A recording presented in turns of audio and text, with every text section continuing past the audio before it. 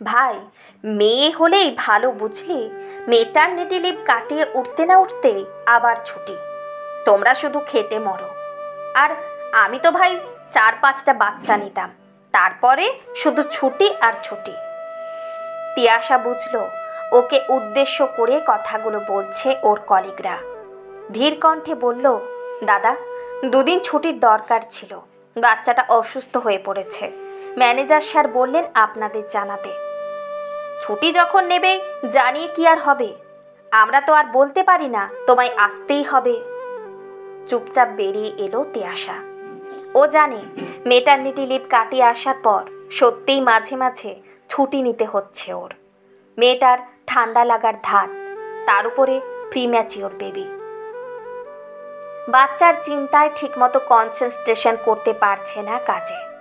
ইনচার্জের থেকে ঝাড় খাচ্ছে রোজ। আজ তো ম্যানেজার বলেই দিলেন, তোমার কাজের দক্ষতা পুরোপুরি শেষ তিয়াশা। এইভাবে চলতে থাকলে এমন একটা ইম্পর্টেন্ট পদে তোমাকে রাখা সম্ভব হবে না আর। সিঁড়ি দিয়ে নামতে নামতে গাটা গুলিয়ে উঠল তিয়াশার। সিজারের পর নানান উপসর্গ দেখা দিচ্ছে এখন। তার উপর সকাল থেকে এক নাগাড়ে কাজ করতে গিয়ে টিফিনটাও পুরো শেষ করতে পারেনি। মাথা ঘুরছে দেখে একটা চেয়ারে বসলো তিয়াশা।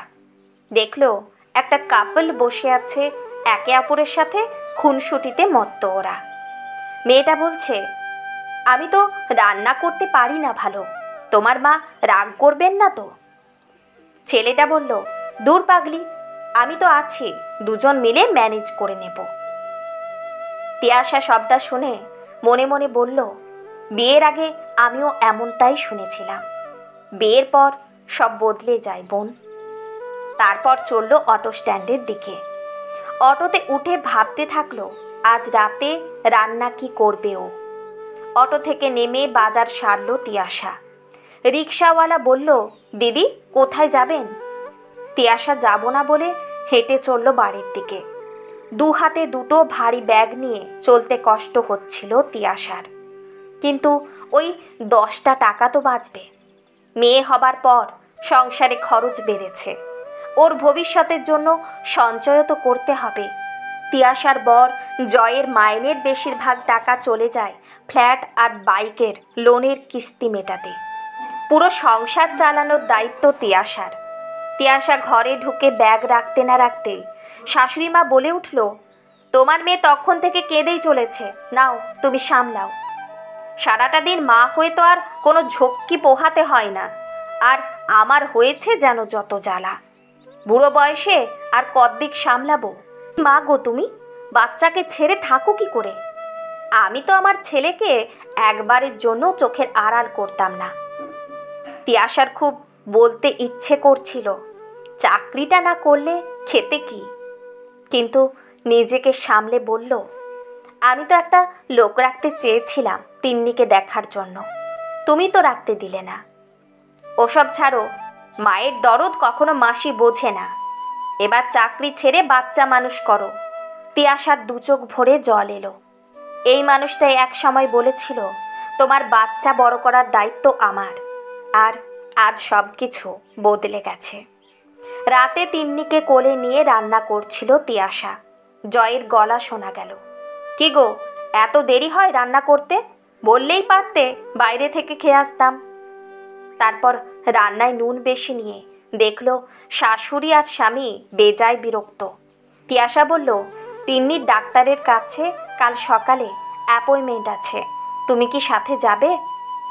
জয় বলল, একটা দিন সপ্তাহে অফ পাই, আর যেতে ইচ্ছে করে না। শাশুড়ি মা বলল, একটা দিন আমার ছেলেটা একটু ঘুমোবে না নাকি শান্তি করে? তিয়াশা বলল, তিন্নির প্যাম্পার্স পরে পরে পিছনে পুরো লাল লাল দাগ হয়ে গেছে। শাশুড়ি মা উঠে দাঁড়িয়ে বলল, তার মানে কি বলতে চাইছো? আমি ঠিক সময় চেঞ্জ করিনি প্যাম্পার্স? বাবু দেখ তোর বউ কি বলছে। হ্যাঁ, আমি তো তোদের চাকর। জয় বলল, তিয়াশা এক্ষুনি মায়ের কাছে ক্ষমা চাও। তিয়াশা বুঝতে পারল না ওর ভুলটা কি, তাও ক্ষমা চাইল। রাতে তিন্নি কেঁদে চলল ক্রমাগত। চোখের পাতা এক করতে পারল না তিয়াশা। অথচ ওকে হতবাক করে জয় বলল, প্লিজ বাইরে গিয়ে ওর কান্না থামাও, আমাকে একটু ঘুমোতে দাও। অফিসে অনেক ট্রেস গেছে আজ আমার উপর দিয়ে। তিয়াশা যে কেমন আছে কেউ খোঁজ রাখেনি একজন ছাড়া, সেটা তিয়াশার মা। ফোনের অপর প্রান্ত থেকে যখন মা বলেছিল, কিরে মা, শরীর কেমন আছে, খেয়েছিস সময় মতো, তিয়াশার মনে হয়েছিল তার কথা ভাবার জন্য অন্তত একজন তো আছে। তিয়াশা সময়ের সাথে সাথে মানুষের বদল দেখে শিউরে উঠেছে, বুঝেছে ভাবনা আর বাস্তবতা কতটা কঠিন। এইভাবে দিন কাটতে লাগলো। দিন যত এগোলো সংসারে যেন অশান্তি বাড়তে থাকলো। এখন জয়ও চাকরিটা ছেড়ে দিতে বলে রাগের মাথায়, আগে পিছে না ভেবে। তিয়াশার ধৈর্যের বাঁধ ভেঙে যায় মাঝে মাঝে। মুখের উপর উত্তর দিলেই শুনতে হয়, সম্পর্কটা টক্সিক হয়ে গেছে, মিউচুয়াল ডিভোর্স করে নিই চলো। অথচ এই জয় ওকে একদিন একটা সুন্দর সংসার গড়ার স্বপ্ন দেখিয়েছিল। একটা ছোট্ট বাচ্চা পরিবার পাবে না, বাবার ভালোবাসা থেকে বঞ্চিত হবে, তা কখনোই চায় না তিয়াশা। তাই কিছুটা মেনে আর মানিয়ে নিয়ে কেটে যায় দিন। তখন তিন্নির বয়স 8। হঠাৎ রাগের মাথায় রেজিগনেশন দিয়ে বেরিয়ে এলো জয় অফিস থেকে। একদিকে অসুস্থ শাশুড়ি, মেয়ের ভালো স্কুলে পড়ানোর খরচ, গোটা সংসারের খরচা পুরো চালিয়েছে তিয়াশা। তখন কেউ অবশ্য বলেনি, ভাগ্যিস চাকরিটা ছাড়োনি। জয়ের নতুন চাকরিতে সেটেল হতে মাস 7 লেগে গেছিল সেবার। তারপর তিন্নি যত বড় হতে লাগলো, মাকে বলতে লাগলো যে তার মা তাকে সময় দেয়নি ঠিকমতো ছোট থেকে। এসব শুনে তিয়াশার ভীষণ কষ্ট হয়, কিন্তু সন্তানের থেকে শত কষ্ট পেলেও যে মুখ ফেরানো যায় না। স্কুল ফিস, টিউশন ফিস, অন্যান্য অ্যাক্টিভিটি শেখানোর জন্য যে মাসে মাসে টাকা গুনতে হয়, সেই টাকাগুলো যে মা সময়ের পরিবর্তে রোজগার করে এনেছে তা তিন্নি বোঝেনি। তিয়াশা বোঝাতেও যায়নি। জানতো উত্তর আসবে, সবার বাবা মাই করে, তুমি এক্সট্রা কিছু করনি। যত বয়স বেড়েছে জয় আঁকড়ে ধরতে চেয়েছে তিয়াশাকে। বুঝেছে পাশে থাকার জন্য ওর সাথে সব সময় ওর সহধর্মিণীই থাকবে। অনেকগুলো বছর কেটে গেছে। তিয়াশার বয়স বেড়েছে, জয় অসুস্থ থাকে প্রায়ই। তিন্নিকে বিয়ে দিয়েছে ওর পছন্দের ছেলের সাথে।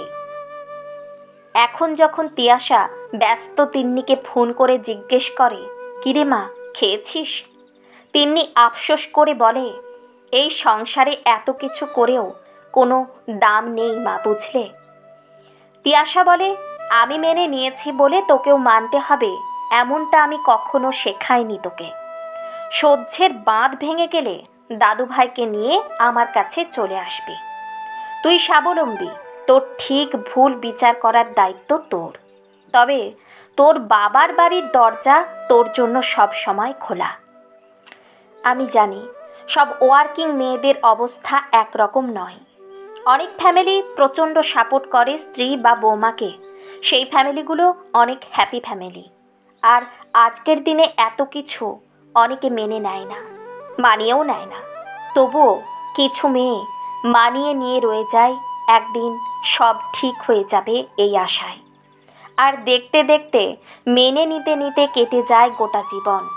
আজকের গল্পটা তাদের, যারা সারা জীবন সংসারের জন্য সর্বস্ব দিয়েও কদর পায়নি মোটেও, যাদের স্ট্রাগলগুলোকে মনে রাখেনি কেউ।